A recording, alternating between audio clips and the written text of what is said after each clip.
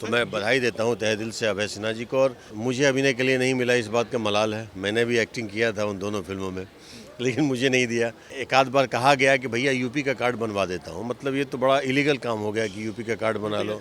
तो मैं बिहार के कलाकारों को इससे सफ़र करते देखा हूँ, उनकी वेदना मैंने सुनी है, समझी भी है। लेकिन मैं आज हमारी इंडस्ट्री के उन कलाकारों पे, उन टेक्नीशियंस पे इस बात का बहुत प्रभाव पड़ रहा है। और मुझे नहीं लगता कि बिहार में आज के डेट में कोई भोजपुरी फिल्म वाले जाके शूटिंग भी करते हैं। तो सिनेमा को सिनेमा ही रहने दीजिए, प्रपोजल मत बनने दीजिए।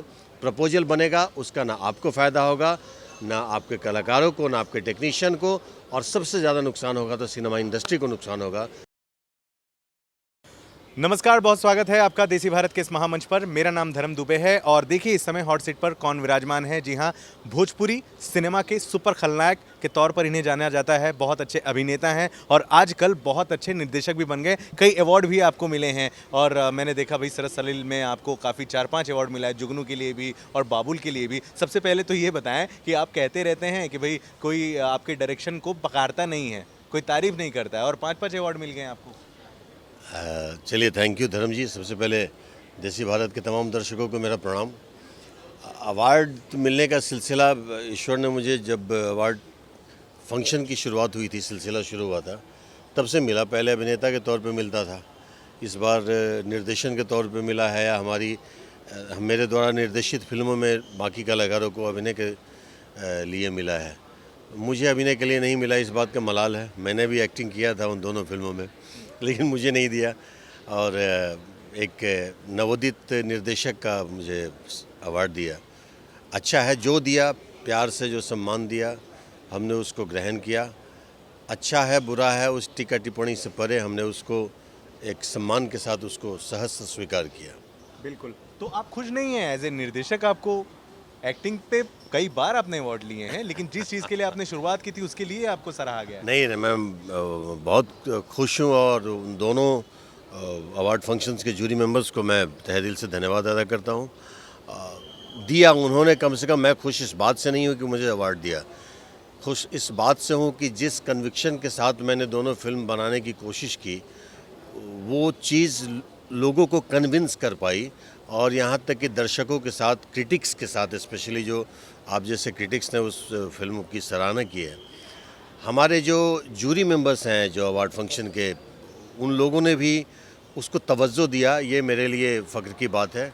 अवार्ड्स तो चलो हमारे कर्म का फल होता है, लेकिन कर्म जब तक देखा ना जाए तो वही होगा कि जंगल में मोर नाचा किसने देखा। हाँ, तो मैं तहे दिल से शुक्रिया अदा करता हूँ तमाम आयोजक को, उन जूरी मेंबर्स को।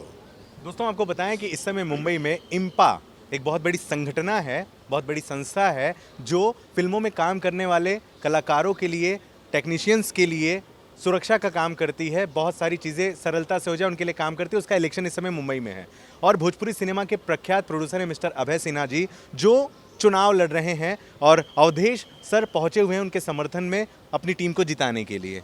कितना ज़रूरी है अभय सिन्हा साहब को यहाँ पर लाना एज ए चेयरमैन?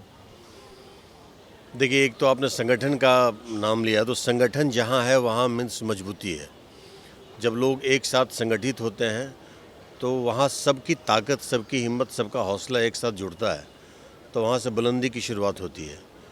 तो आज अच्छा लग रहा है कि ये तमाम चेहरे जाने जाने हैं, और सब तकरीबन, अगर मैं ये नहीं कहूँ कि हम केवल भोजपुरी की बात कर रहे हैं, फिर भी भोजपुरी के तमाम वो बड़े चेहरे इसमें शामिल हैं। इस बात की ज़्यादा खुशी है, चूँकि हम जिस इंडस्ट्री को बिलोंग करते हैं, उस इंडस्ट्री में अपनी शक्ति होनी चाहिए। ख़ास करके जो हमारे सिनेमा को बनाने का जो मुख्य माध्यम है वो है निर्माता, प्रोड्यूसर। तो निर्माता का इस तरह का संगठन अति आवश्यक था, और ये संगठन जब एक साथ मिल कर के अपनी बुलंदी पे पहुंचेगी तो शायद इंडस्ट्री में कुछ और भी बेहतर हो जाए। जो अभी तक हो रहा है उससे बहुत ज़्यादा बेहतर हो जाए। तो मैं बधाई देता हूं तहे दिल से अभय सिन्हा जी को, और तमाम जो उसमें खड़े हैं, जितने हमारे इंडस्ट्री के मेंबर्स या जो भी तमाम मेंबर्स हैं उनको। सर, यहाँ तो बधाई का पात्र बन ही रहा है और भगवान करे कि आप लोगों की शक्ति इतनी ज़्यादा काम करे और अभय सिन्हा साहब जीत भी जाएं। लेकिन एक बहुत बड़ा बवाल, बहुत बड़ा चर्चा, बहुत बड़ी अफवाह भी है या नहीं, इस समय भोजपुरी सिनेमा में चल रही है। कहीं ना कहीं बिहार से संबंधित कुछ ऐसे कलाकार हैं जो बहुत ज़्यादा इनसिक्योर हैं इस बात को लेकर कि भैया अब उत्तर प्रदेश में बनने वाली फिल्मों में उनको काम नहीं मिलेगा। तो मेरा सवाल ये है, आपकी नज़र में ये अफवाह है या वाकई में इस तरह के मैटर आ रहे हैं? अब मैं क्या बोलूँ, ये संजीदा विषय भी है और बहुत हद तक सत्य भी है, और इसका असर उन लोगों पे पड़ा है जिन्होंने कहीं ना कहीं से स्पेशली भोजपुरी इंडस्ट्री को सींचने में एक बहुत बड़ा योगदान दिया है। मुझ तक अभी तक इसका प्रभाव नहीं पड़ा है, इसलिए मैं उसका भुक्तभोगी नहीं हूँ, लेकिन बहुत सारे लोग जो हैं, जो बिहार से जुड़े हुए हैं या अदर स्टेट के जुड़े हुए हैं, उन लोगों के ऊपर बहुत असर पड़ा है। और ये असर तब से पड़ा है जब से उत्तर प्रदेश में योगी जी ने एक बहुत ही अच्छे उद्देश्य के तहत सब्सिडी को एक प्राथमिकता उस रूप में दी है, जो उत्तर प्रदेश में जो फिल्में बनाई जाएंगी उसमें सब्सिडी के जो उन्होंने जो कैरेक्टेरिया जो रखा है ना, उसके तहत उनका ये मानना है, और हर राज्य का मुख्यमंत्री चाहता है कि हमारे राज्य का उत्थान हो। तो उस उत्थान के तहत उन्होंने कुछ एक नियम कानून बनाया है। उस नियम कानून में उत्तर प्रदेश के तमाम कलाकारों की, तमाम टेक्नीशियनों की भलाई निहित है, निश्चित है। लेकिन उनके उस अच्छे उद्देश्य का गलत आकलन हमारे ऐसे बहुत सारे निर्माता, निर्देशक हैं जो मूलतः बिहार के ही हैं या अदर स्टेट के हैं, उन लोगों के जहन में शायद उस बात की सही जानकारी नहीं है, जिसका असर बिहार के स्पेशली कलाकारों पे बहुत पड़ा है। जो ऐसे कलाकार हैं जो सिनेमा में अभिनय करके अपनी ज़िंदगी आज तक चलाते आए हैं और आगे उनको चलाने का इरादा है, तो उन लोगों पे बहुत असर पड़ा है। और मैं भी इस बात को तब से इत्तेफाक रखने लगा कि मुझसे भी एक आध बार कहा गया कि भैया यूपी का कार्ड बनवा देता हूँ। मतलब ये तो बड़ा इलीगल काम हो गया कि यूपी का कार्ड बना लो। हाँ, मतलब मेरा आधार कार्ड मुंबई का है तो मैं यूपी का कैसे बना सकता हूँ? बिहार का भी मेरा कार्ड है। आधार कार्ड बना दो। हाँ, कुछ ऐसा ही कार्ड बना लो, मीन्स कि यूपी में आप यूपी के रहने वाले हैं, तो हम तो यूपी के ही हैं, हम तो बिहार के ही हैं, हम तो उत्तर भारत के ही हैं। और सच मायने में आज तक भोजपुरी फिल्म ने कभी भी उत्तर प्रदेश और बिहार को अलग नहीं समझा है, भोजपुरी फिल्मों ने स्पेशली। ना ही यहाँ के निर्माता, निर्देशक, कलाकार कभी भी ये नहीं समझे हैं कि हम उत्तर प्रदेश के हैं और ये फलाने बिहार के हैं। लेकिन अब जाने अनजाने या तो जानकारी का अभाव है सब्सिडी के नियम का, या फिर एक हवा बह जाती है, उस दिशा में लोग बहते हैं। इस वजह से लोग ये कहने लगे हैं कि उत्तर प्रदेश में शूटिंग है, जो कि 90% शूटिंग उत्तर प्रदेश में ही होती है, तो उत्तर प्रदेश के ही लोगों को लो। ये अच्छा है उत्तर प्रदेश के लिए निश्चित, वहाँ के लोगों के लिए निश्चित, लेकिन कहीं ना कहीं बुरा है दूसरे स्टेट के लिए। और ख़ास करके चूँकि मैं बिहार का हूँ, तो मैं बिहार के कलाकारों को इससे सफ़र करते देखा हूँ, उनकी वेदना मैंने सुनी है, समझी भी है, लेकिन मैं कुछ नहीं कर सकता हूँ। वो असर मुझ तक अभी तक नहीं आया है, ईश्वर की कृपा है, और इसमें दोष किसी का नहीं है। हमारे माननीय मुख्यमंत्री योगी जी ने एक बहुत सराहनीय कार्य किया है सब्सिडी के माध्यम से सिनेमा को, कला जगत को एक जागरूकता देने की। यही पैरेलली मैं अपने बिहार के अगर मुख्यमंत्री की बात करूं तो क्षमा चाहता हूं, लेकिन मैं ये कहूंगा कि हमें आज जो सफ़र करना पड़ रहा है हमारे बिहार के स्पेशली कलाकारों को, कुछ हद तक टेक्नीशियंस को भी, तो इसमें सबसे बड़ा जो योगदान है वह है हमारे यहाँ के मुख्यमंत्री जी का, जिन्होंने कभी भी कला जगत के ऊपर और ख़ास करके सिनेमा के ऊपर कभी भी अपनी नज़र ना डाली है, और हमेशा वो उसको तिरस्कृत समझते आए हैं। कलाकार में तिरस्कार का समान है। और बिहार में क्या उत्थान है, क्या पतन है, इस उद्देश्य में मैं नहीं जाऊंगा, क्योंकि मैं एक कलाकार हूँ, मैं राजनीतिक कार्यकर्ता नहीं हूँ या किसी पार्टी का कोई मेंबर नहीं हूँ। लेकिन ये निश्चित बोलूँगा कि मैं अभी चंद दिनों पहले बिहार गया। बिहार में जिस होटल में, जो होटल टॉप था पटना का, वहाँ की स्थिति देख करके मुझे लगा कि ये एक सन्नाटेदार, कोई एक सुनसान सी जगह है, जहाँ मतलब दीवार पे भी कुछ वो काई वाई जैसा लगा हुआ है। वो रूम में वो चार्म नहीं है जो चार्म पहले हुए करते थे।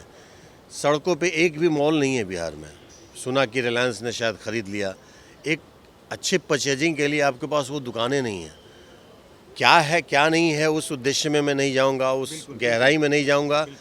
उससे मेरे ऊपर कोई प्रभाव नहीं पड़ रहा है, लेकिन आज हमारी इंडस्ट्री के उन कलाकारों पे, उन टेक्नीशियंस पे इस बात का बहुत प्रभाव पड़ रहा है कि एक तरफ उत्थान इतना ज़्यादा हो रहा है कि पतन ज़्यादा गहराई तक नज़र आने लगी है, और वो पतन सिर्फ और सिर्फ हमारे यहाँ के जो नेतागण हैं, हमारे यहाँ की सोच जो है हमारे नेताओं की, हमारे मुख्यमंत्री जी की, वहाँ पे एक ही दिशा और दशा है कि ड्रोन लगा करके शराब कहाँ पकड़ी जाती है, अलग अलग वो बिल्कुल टेक्निक लगा करके शराब के पीछे पड़े हुए हैं। ठीक है, नशाबंदी का मैं विरोध नहीं करता हूँ, लेकिन एक नशाबंदी के अलावे भी बहुत सारी चीज़ें हैं जो जिसने अपनी पूरी ज़िंदगी इस सिनेमा के माध्यम से बनाई है, वो पूरी ज़िंदगी आज उसकी बर्बाद हो रही है।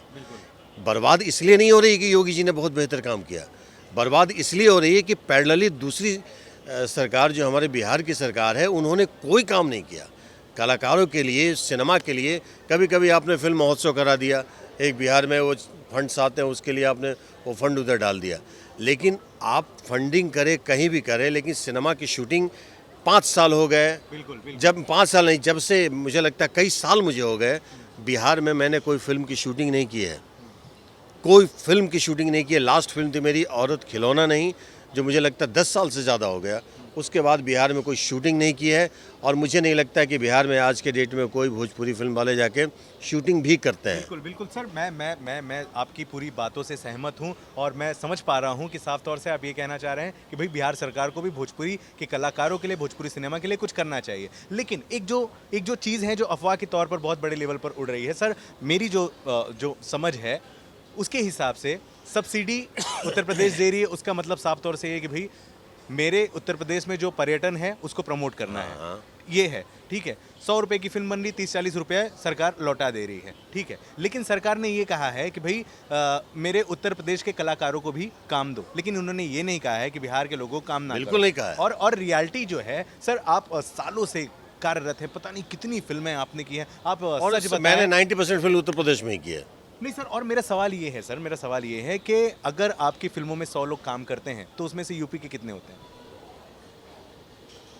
I think 10, 15, 20, 25। या फिर अचानक से मैं आपको ये सवाल पूछ लूं कि उत्तर प्रदेश के 10 टॉप स्टारों के नाम बता दीजिए, या 10 कलाकारों के नाम बता दीजिए, आपको समय लग जाएगा। मैंने कभी उत्तर प्रदेश बिहार माना नहीं, लेकिन मैं इतना जानता हूँ कि मैंने जो भी फिल्में उत्तर प्रदेश में की है, मुझे लगता है कि मैक्सिमम फिल्मों को सब्सिडी मिल भी चुकी है, और मिल भी रही है, और मिलती भी रहेंगी। बिल्कुल। ये हमारे अंदर जानकारी का अभाव है, उन निर्माताओं के अंदर, उन निर्देशकों के अंदर, और वो तमाम निर्देशक लोग यूपी के नहीं हैं, ये भी मैं क्षमा चाहूँगा। 90%, 99% लोग बिहार के हैं, जो उत्तर प्रदेश में शूटिंग कर रहे हैं, और उनका मापदंड होता है कि कलाकार लो तो उत्तर प्रदेश का ही लो।